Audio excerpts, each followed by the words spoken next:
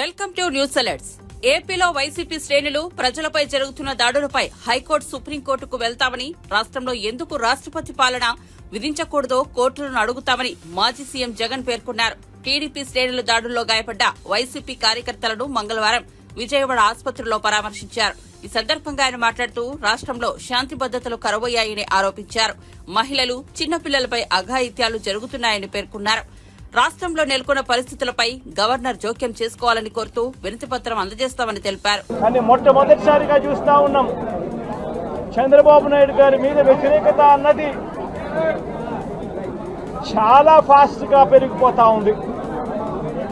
నిజంగా ముఖ్యమంత్రిగా ఉన్న వ్యక్తి గవర్నెన్స్ మీద ఫోకస్ పెట్టాల్సింది పోయి ఏం చేస్తా ఉన్నాడు అన్నది ఒక్కసారి తనను తాను ప్రశ్నించుకోవాలి అని అడుగుతా ఉన్నా. ఈరోజు రైతులకు సంబంధించి వ్యవసాయం పూర్తిగా ముమ్మరంగా సాగుతా ఉన్న పరిస్థితుల్లో రైతులకు తాను హామీ ఇచ్చిన మేనిఫెస్టోలో తాను చెప్పిన హామీ, రైతులకు 20,000 రూపాయలు పెట్టుబడి సహాయంగా ఇస్తానని చెప్పి రైతులకు ఎగరగొట్టేశాడు. ఇవ్వాల్సిన రైతు భరోసా సొమ్మును కూడా ఇవ్వకుండా, ఎక్కువ చేసి ఇస్తానన్న రైతు భరోసా సొమ్మును కూడా ఇవ్వకుండా రైతులకు మోసం చేశాడు. పిల్లలు బడులకు పోతా ఉన్నారు. ఎంతమంది పిల్లలు బడులకు పోతా ఉన్నారు అన్నది అందరికీ తెలిసిన లెక్కలే. ప్రతి సచివాలయంలోనూ ఎంప్లాయీస్ ఉన్నారు, మండల ఎడ్యుకేషన్ ఆఫీసర్లు ఉన్నారు. అయినా కూడా తల్లులను మోసం చేస్తూ అమ్మఒడి ఎగరగొట్టేశారు. ప్రతి పిల్లాడికి ఇస్తాను అని ఎన్నికలప్పుడు చెప్పిన హామీ, నీకు 15,000, నీకు 15,000, నీకు 15,000, నీకు 15,000 అని చెప్పి ఆ ప్రతి పిల్లాడిని చూపించి ఇస్తాము అని చెప్పి ఆ పిల్లలను మోసం చేశారు. ప్రతి అక్క చెల్లెమ్మలను మోసం చేశారు. తల్లులకు అమ్మఒడి ఇస్తామని తల్లుల దగ్గర నుంచి మొదలెడితే ప్రతి తల్లికి 18 సంవత్సరాలు నిండిన ప్రతి అమ్మాయికి, ప్రతి అక్కకు, ప్రతి చెల్లెమ్మకు నెలకు 1,500 రూపాయలు ఇస్తామని చెప్పి వాళ్ళను మోసం చేశారు. ఈరోజు ఫీజు రీయింబర్స్మెంట్ తీసుకుంటా ఉన్న పిల్లలు జనవరి, ఫిబ్రవరి, మార్చి క్వార్టర్ ఫీజులు రాలా. ఏప్రిల్, మే, జూన్ ఫీజులు, రెండో క్వార్టర్ కూడా ఫీజులు రాలా. పిల్లలు చదువుకునేదానికి కూడా ఇబ్బంది పడే పరిస్థితిలోకి, ఫీజులు కట్టలేని పరిస్థితిలోకి, కాలేజ్ యాజమాన్యాలు ఫీజులు అడుగుతా ఉన్న పరిస్థితిని ఈరోజు చూస్తూ ఉన్నాం. పిల్లలకు వసతి దీవెన ఎగరగొట్టేశారు. అక్క చెల్లెమ్మలకు సున్నా వడ్డీ కూడా రావాల్సిన సున్నా వడ్డీ కూడా మామూలుగా ఏప్రిల్లో రావాల్సింది, అది ఎగరగొట్టేశారు. ఇవన్నీ కూడా వైఎస్ఆర్ కాంగ్రెస్ పార్టీ ఉన్నప్పుడు జగన్ ముఖ్యమంత్రి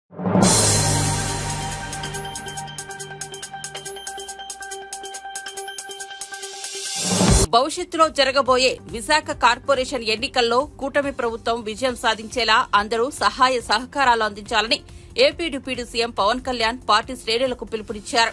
మంగళవారం విజయవాడలోని మంగళగిరి పార్టీ కార్యాలయంలో విశాఖపట్నంకు చెందిన 5 వైసీపీ కార్పొరేటర్లు జనసేన పార్టీలో చేరారు. ఈ సందర్భంగా వారికి కండువా కప్పి పార్టీలోకి ఆహ్వానించారు. ఈ సందర్భంగా ఆయన మాట్లాడుతూ రాష్ట్రం విభజన తర్వాత రాష్ట్రం బలంగా ఉండాలనే లక్ష్యంతో కలిసి పనిచేశామని అన్నారు. వ్యక్తిగతంగా తనకు వైసీపీ శత్రువు కాదని అన్నారు. డిప్యూటీ సీఎం ప్రమాణ స్వీకారం చేసి ప్రభుత్వ బాధ్యతలు తీసుకున్నాక ఇదే ఫస్ట్ జాయినింగ్ అనుకుంటా, పొలిటికల్ జాయినింగ్. నాకు ఇష్టమైన వైజాగ్తో మొదలైంది.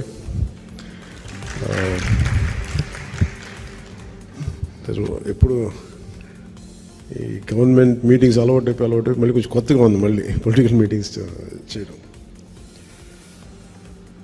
మీకు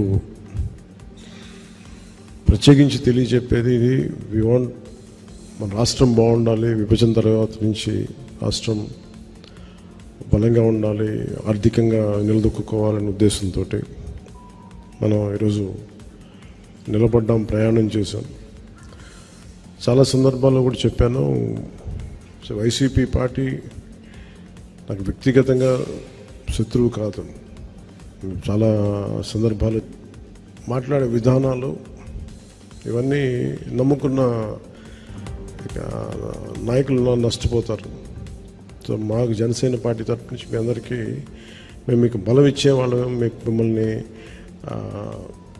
రాజకీయ పరంగా అన్ని రకాలుగా మీరు ఎదగాలని కోరుకునేవాడిని. దాని తగ్గట్టు వాతావరణం ఉంటుంది. సో మనస్ఫూర్తిగా మీ అందరికీ ఒక్కమారు ధన్యవాదాలు తెలుపుకుంటూ, ఆల్రెడీ పార్టీని వీడకుండా పనిచేసిన జనసేన నాయకులు, కార్యకర్తలు, వీరి మహిళలు అందరూ ఉన్నారు.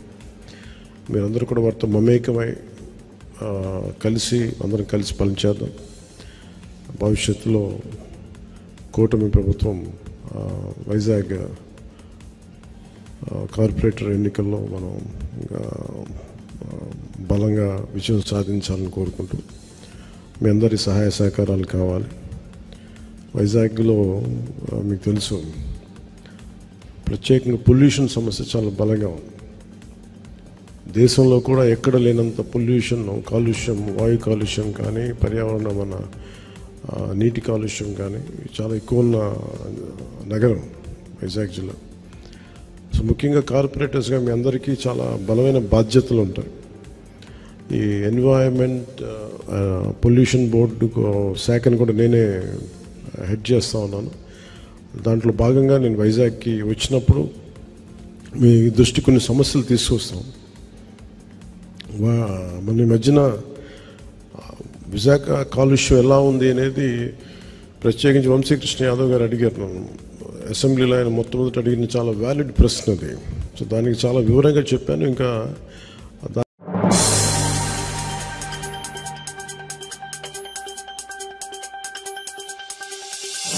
కేంద్ర మంత్రులు కిషన్ రెడ్డి, బండి సంజయ్ కి దమ్ముంటే రాష్ట్రానికి ఐటీఐఆర్ తీసుకొచ్చి ప్రధాని మోదీతో శంకుస్థాపన చేయించాలని పీసీసీ వర్కింగ్ ప్రెసిడెంట్ జగ్గారెడ్డి సవాలు విసిరారు. బీజేపీ నేతలు కేవలం కోతల రాయిళ్లు మాత్రమేనని ధ్వజమెత్తారు. మంగళవారం గాంధీ భవన్ లో ఆయన మీడియాతో మాట్లాడారు.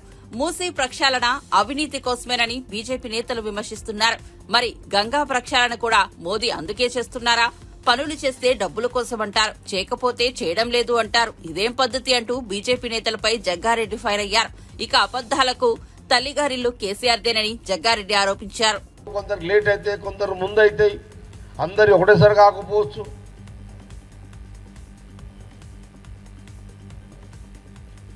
మొన్న అసెంబ్లీ సిఎల్పి అపోజిషన్ పార్టీ సిఎల్పిగా బట్టి విక్రమార్క మేము ఉన్నప్పుడు, టీఆర్ఎస్ గవర్నమెంట్ ఉన్నప్పుడు హోంగార్డులు 250 మందిని, అంటే ఎప్పుడో వాళ్ళు కేసీఆర్ తీసింది కదా, ఎప్పుడో తీసిరు 250 మంది హోంగార్డులను మనం అపోజిషన్ పార్టీ ఎమ్మెల్యేగా మాట్లాడినాం. బట్టి గారు మరి దీన్ని మనం రూలింగ్లోకి వచ్చా 250 మందికి హోంగార్డులకు జాబ్లు ఎక్కియండి అని మళ్ళీ బట్టి గారితో ఎండార్స్మెంట్ వేయించారు తీసుకుపోయి.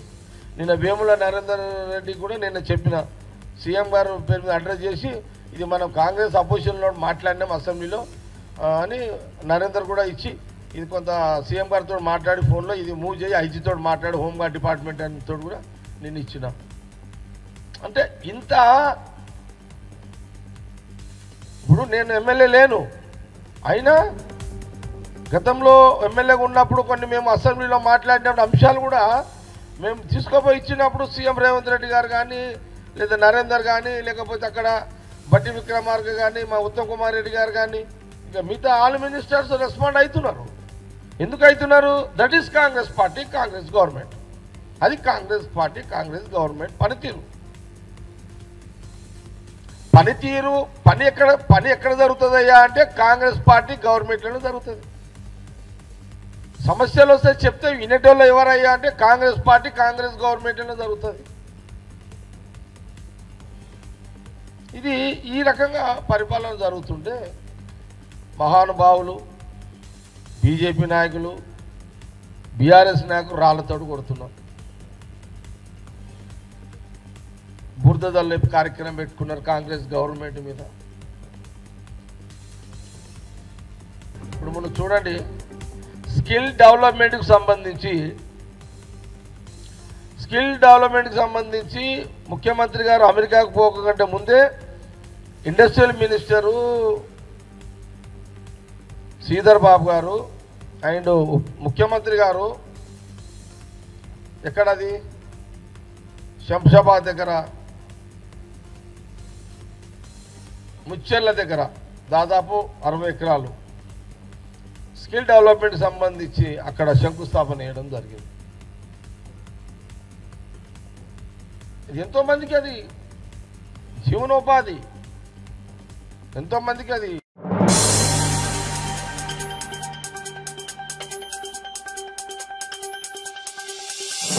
అన్నా క్యాంటీన్లను ఆగస్టు 15వ తేదీ నుంచి ఒకేసారి ప్రారంభిస్తామని మున్సిపల్ శాఖ మంత్రి నారాయణ కీలక ప్రకటన చేశారు.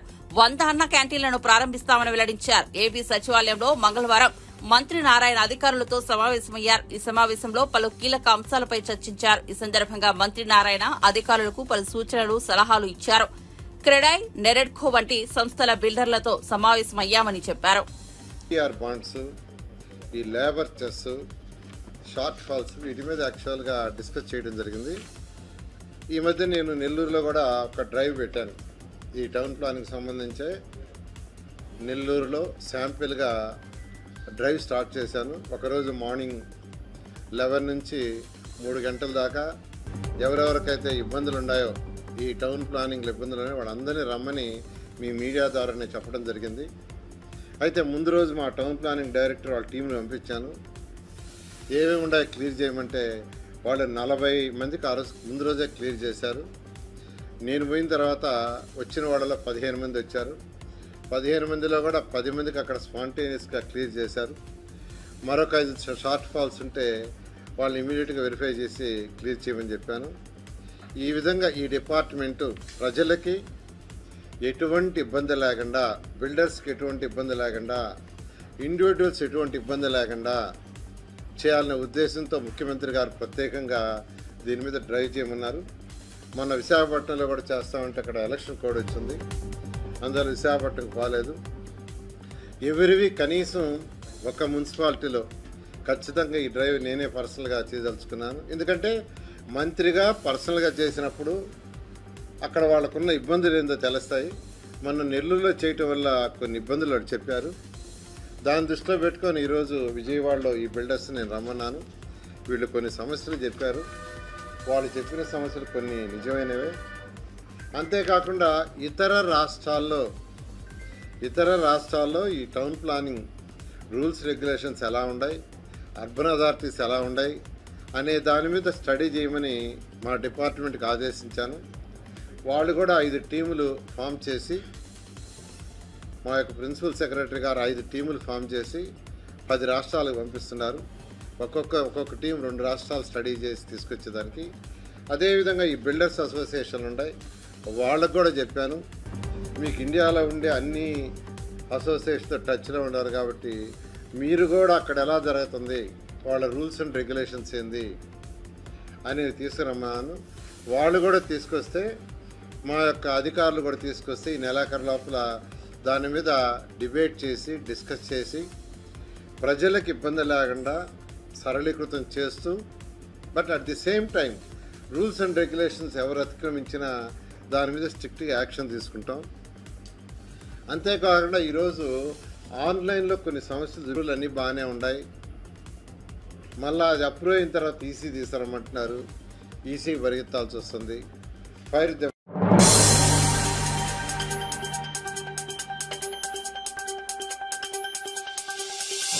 ఏపీలో ప్రతిపక్ష నేతగా కూడా ఉండడానికి మాజీ ముఖ్యమంత్రి వైఎస్ జగన్ కు అర్హత లేదని ప్రజలు స్పష్టమైన ప్రజా తీర్పు ఇచ్చినా కానీ ఇప్పటికీ పద్దతిలో మార్పు రావడం లేదని జలవనరుల శాఖ మంత్రి నిమ్మల రామనాయుడు విమర్శించారు.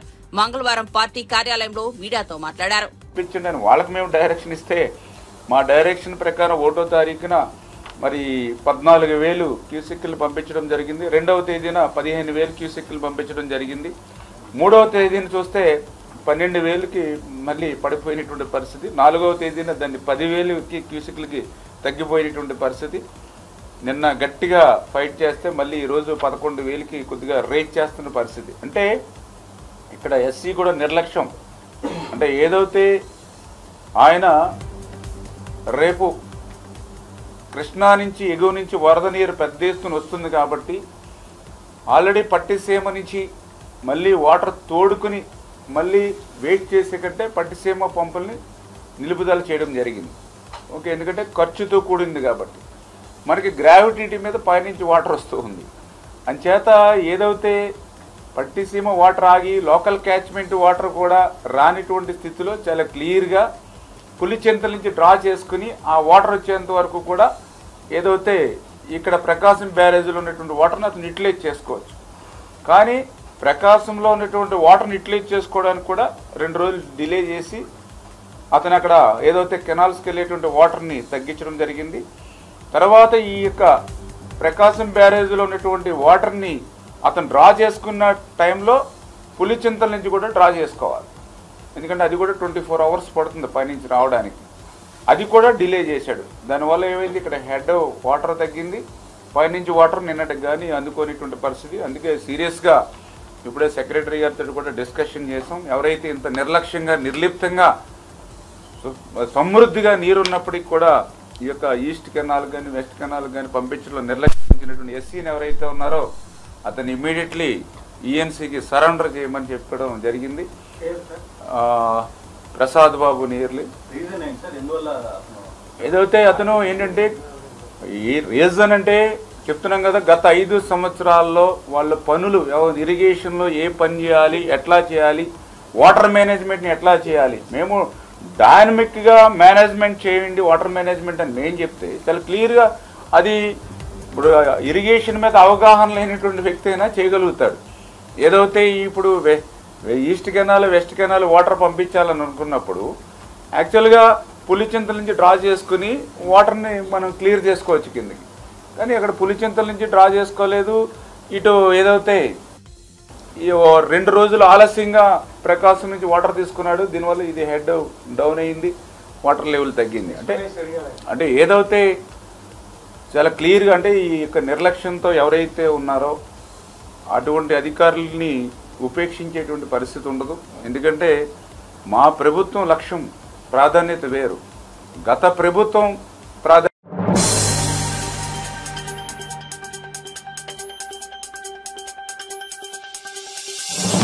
గుంటూరు జిల్లా తెనాలికి చెందిన ఓ చిరు వ్యాపారి ఢిల్లీలో జరిగే స్వాతంత్ర్య దినోత్సవంలో పాల్గొనే అరుదైన అవకాశాన్ని దక్కించుకున్నారు. తెనాలిలోని బాలాజీరావుపేటకు చెందిన చిరంజీవి పానీపూరి బండి నడుపుతూ జీవనం సాగిస్తున్నారు. ఈ నెల 15న నిర్వహించనున్న స్వాతంత్ర్య వేడుకల్లో పాల్గొనాలని రాష్ట్రపతి ద్రౌపది ముర్ము నుంచి ఆయనకు ఆహ్వానం అందింది. జాతీయ పట్టణ జీవనోపాధి మిషన్ కింద తెనాలి పురపాలక పట్టణ పేదరిక నిర్మూలన విభాగం ద్వారా ఆయన రుణం పొందారు. తీసుకున్న రుణాన్ని సకాలంలో చెల్లించారు. అది కూడా డిజిటల్ రూపంలో నగదు లావాదేవీలు నిర్వహించడంతో చిరంజీవికి ఈ ఆహ్వానం అందింది. మెహ్మా సహకారం వల్ల అధిక వడ్డీలకు అప్పులు తెచ్చుకోవాల్సిన అవసరం తప్పిందని చిరంజీవి తెలిపారు.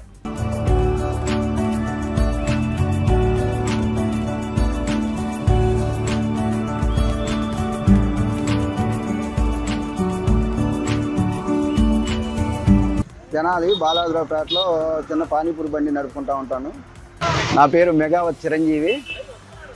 నాకు పిఎం స్వామి ద్వారా కేంద్ర ప్రభుత్వం 10,000 రూపాయలు 2021లో లోన్ ఇప్పించింది. ఆ లోన్ సకాలంలో కట్టడం మూలంగా 20,000 రూపాయలు నెక్స్ట్ టర్మ్ ఇప్పించారు. ఆ 20,000 రూపాయలు కూడా సకాలంలో కట్టడం మూలంగా 50,000 ఇప్పించారు.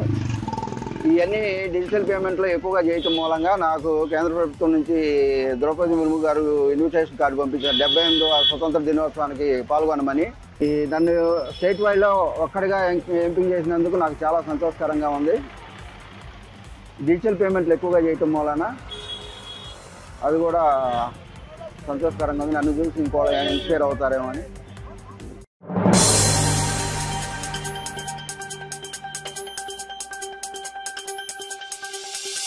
తెలంగాణపై ఢిల్లీ నుండి కుట్ర జరిగే అవకాశం ఉందని బీఆర్ఎస్ నేత ఆర్ఎస్ ప్రవీణ్ కుమార్ సంచలన వ్యాఖ్యలు చేశారు. తెలంగాణ సిద్ధాంతకర్త ప్రొఫెసర్ జయశంకర్ జయంతి సందర్భంగా తెలంగాణ భవన్లో జయశంకర్ విగ్రహానికి పూలమాలలు వేసి బీఆర్ఎస్ నేతలు నివాళులు అర్పించారు.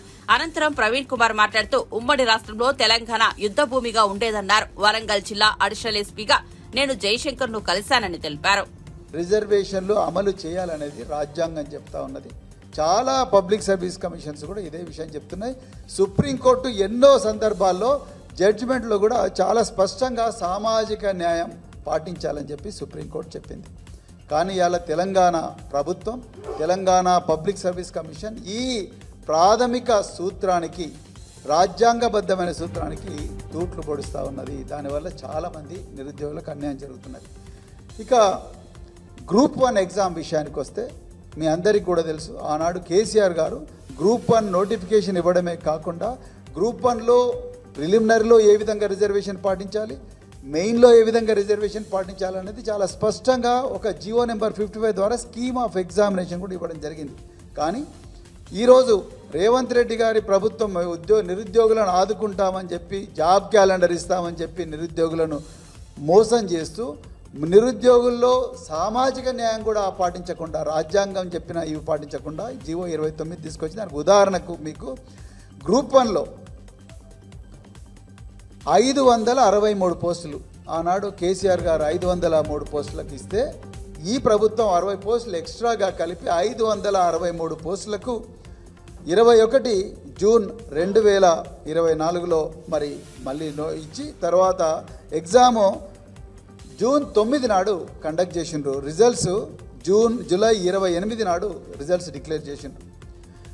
టోటల్గా ఈ ఎగ్జామ్కు ఆ పరీక్ష రాసిన అభ్యర్థుల సంఖ్య 3,02,172 మంది.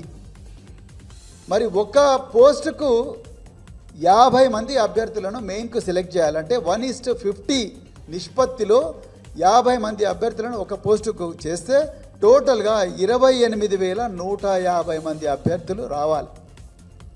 28,150 మంది అభ్యర్థులను కేసీఆర్ గారు తలపెట్టిన జియో 55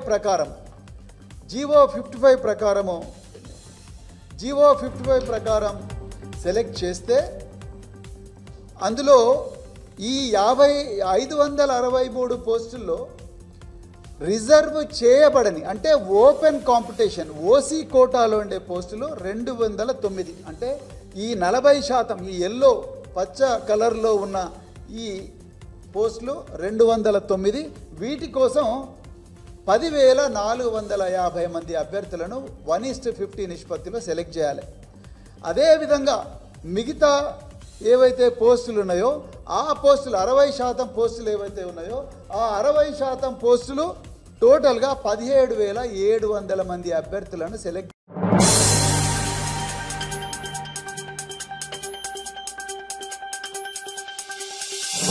బీజేపీ నేతలు నల్లపిల్లుల్లా ప్రతి మంచి పనికి అడ్డం పడుతున్నారని, వారు రాష్ట్రానికి చేసిందేమీ లేదని, 10 ఏళ్లు ఒక్క పైసా కూడా ఇవ్వలేదని పీసీసీ మీడియా కమిటీ చైర్మన్ సామా రామ్మోహన్ రెడ్డి అన్నారు. గాంధీభవన్లో మీడియాతో మాట్లాడిన ఆయన సీఎం విదేశీ పర్యటనపై ప్రతిపక్షాలు చేస్తున్న ఆరోపణలపై స్పందించారు. ఆయన మాట్లాడుతూ రాష్ట్రానికి పెట్టుబడులు తేవడానికి సీఎం రేవంత్, మంత్రి శ్రీధర్ బాబు సహా అధికారుల బృందం విదేశీ పర్యటన చేస్తుందని, ఇందులో కాగ్నిజెంట్ విస్తరణలో తొలి సక్సెస్ సాధించిందని, టైర్ 2 సిటీలో కూడా కాగ్నిజెంట్ బ్రాంచ్లు ఏర్పాటు చేసేలా ఒప్పందం జరిగిందని తెలిపారు. ఒక గడియారంలో 12 ముళ్ళు 12 మొత్తం 360 డిగ్రీలు ఎట్లుంటాయో అన్ని రంగాలను కూడా అట్లనే తిరుగుకుంటా మరి ఈ రోజు ఒక పాజిటివ్ వాతావరణం తోటి సక్సెస్ రేట్ తోటి ముఖ్యమంత్రి గారు ముందుకు తీసుకొని పోతా ఉండు. ఈ అంశాలని మంచి పనులని మరి కాంగ్రెస్ పార్టీ చేసుకుంటే బీజేపీ ఈరోజు పిల్లి అవతారం ఎత్తింది. ఇది ఏంటిది అనంటే వాళ్ళు ఇయ్యరు, మనం చేసేటోని చేయనియరు. ప్రగతి పదంలో సరే నువ్వంటే కేంద్రంకి వచ్చి మనం ఎన్నో రిప్రజెంటేషన్స్ ఇచ్చినాం. ముఖ్యమంత్రి గారు అదే విధంగా మంత్రులతోటి కలిపి పోయి మాకు గీగి పనులున్నాయి సార్, తర్వాత విభజన చట్టంలో హామీలు రావాలి, తర్వాత మూసీ రివర్ ఫ్రంట్ కి సంబంధించినటువంటి మాకు ప్యాకేజ్ కావాలి, పాలమూరు రంగారెడ్డికి మాకు ప్యాకేజ్ కావాలి, లేకపోతే RRR కి మాకు మీరు ఇవ్వాల్సినటువంటి బాధ్యత ఉంది. ఇవన్నీ అంశాలను గుర్తు చేసి స్కిల్ యూనివర్సిటీ ఒకటి పెడుతున్నాము. అన్నింటినీ కూడా మనం ఈ రాష్ట్రంకి వచ్చి ఏం చేయబోతున్నామో పారదర్శకంగా 4 అడుగులు కిందికి పోయి, గతంలో ఏం చెప్పేటోళ్ళు బీజేపీ వాళ్ళు, మీరు అడుగుతే కదా మాకు తెలిసేది అనేటోళ్ళు. మరి అడుగుడు కాదు, మొత్తం మంత్రివర్గాలతో కూడా పోయి వినతి పత్రాలు మనం ఆడ ఇచ్చినాక కూడా మన బడ్జెట్ లో మనకి ఏమి ఇచ్చారు అంటే మొండి చేయి చూపించినటువంటి సంగతి మన అందరికీ తెలిసిందే. అయినప్పటికీ ఇక మంచో చెడో మనం అడగడం మన బాధ్యత, ఇయ్యడం ఇయ్యకపోవడం అనేటటువంటిది వాళ్ళ విచక్షణకు మనం వదిలి పెడదాం. ఇది తెలంగాణ మీద చూపిస్తున్నటువంటి వివక్ష అనేటటువంటిది సభా సాక్షిగా మనం తీసుకున్నటువంటి తీర్మానంతో మనం ముందుకు పోయినాం. అయితే దీని మీద బీజేపీ నేతలు ఏమని మాట్లాడతారు, స్కిల్ యూనివర్సిటీ పెడతానంట భూ కుంభకోణాలు మనం చేస్తున్నామంట. బండి సంజయ్ గారు మాట్లాడతారు. ఏమైనా అర్థం పడదాం ఉందా? ఈరోజు మత కళాలు లేకపోతే మతపరమైనటువంటి చిచ్చులు పెట్టి ఎంపీ ఎట్లా గెలవాలి అనేటటువంటి స్కిల్ తప్ప ఆయనకి ఇంకో స్కిల్ ఉంటున్నటువంటి చరిత్ర ఉందా? లేకపోతే గతంలో మీరు ఏదైతే పాదయాత్ర మొదలు పెట్టిరో ఆ రోజు మీరు మొదలుపెట్టినటువంటి వసూళ్ల పర్వం తట్టుకోలేకనే కదా మీ పదవిని ఊడవీకేసి పక్కకు జరిపింది. అర్ధరాత్రి పూట మరి అధ్యక్షుడిని మార్చింది. మీరు ఈ రోజు కుంభకోణాల గురించి మాట్లాడితే ఎట్లా బండి సంజయ్ గారు? ఈ అంశం కూడా చర్చ మనం పక్కన పడదాం. రాముడి పేరు మీద అయోధ్య మందిరం అనేటటువంటిది మనందరం కూడా మొక్కుతాం, మన అందరి సెంటిమెంట్. కానీ ధర్మం పేరుతోటి వీళ్ళు చేసేటటువంటి భూ కుంభకోణాలు అంటే ఎట్లుంటాయంటే బండి సంజయ్ గారు దీనికి జవాబు చెప్పాలి. కాంగ్రెస్ పార్టీ నుంచి మేము ప్రశ్నిస్తున్నాం. అదాని గారైనా, బాబా రామ్దేవ్ అయినా, రవిశంకర్ అయినా వీళ్ళు అయోధ్యకి చేరువలో ఉంటున్నటువంటిది ఇండియన్ ఆర్మీకి సంబంధించినటువంటి భూమిని కొనుగోలు చేస్తారు. ఫస్ట్ కొనుగోలు చేసిన తర్వాత ఆ భూమిని డీనోటిఫై చేసేస్తారు సర్కార్. దీన్ని అంటారు కుంభకోణం అని. రక్షణ భూమిని కాపాడాల్సినటువంటి బాధ్యత ఉంటున్నటువంటి మీరు, నువ్వు కూడా హోంశాఖకు సంబంధించినటువంటి వాళ్ళే కదా, కాపాడాల్సినటువంటి వాళ్ళు.